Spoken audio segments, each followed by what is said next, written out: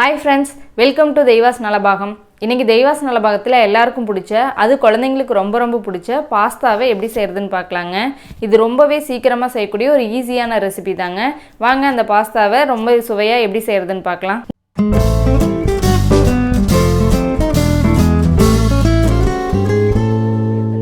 இந்த ரெசிபி பண்ணுறதுக்கு ஃபஸ்ட்டு நம்ம பாஸ்தா வேக வச்சிடலாம். அதுக்கு ஒரு பேனில் நான் 2 லிட்டர் அளவுக்கு தண்ணி ஊற்றிருக்கேன். இதில் 1 டீஸ்பூன் அளவுக்கு உப்பு சேர்த்துக்கிறேன். உப்பு சேர்த்து வேகும்போது இது பாஸ்தா கூட ஏறி நல்லா டேஸ்ட்டாக இருக்கும்.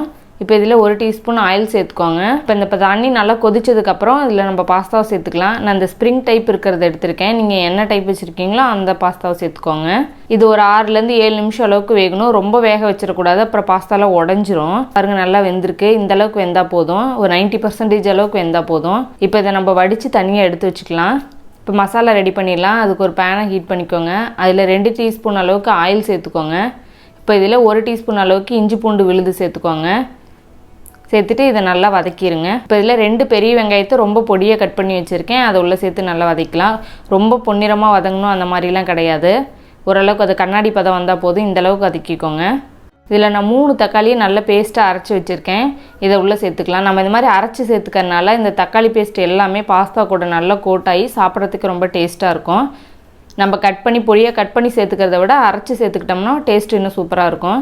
இப்போ இதை ஒரு மூடி போட்டு மூடி வச்சிடலாம். இந்த தக்காளியோட பச்சை வாசனையில் போகிற அளவுக்கு இதை நல்லா வேக வச்சுக்கலாம்.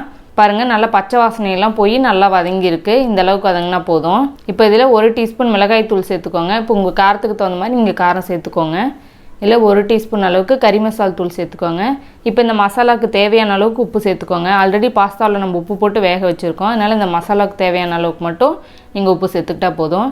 இதில் 2 டீஸ்பூன் அளவுக்கு தக்காளி சாஸ் சேர்த்துக்கோங்க.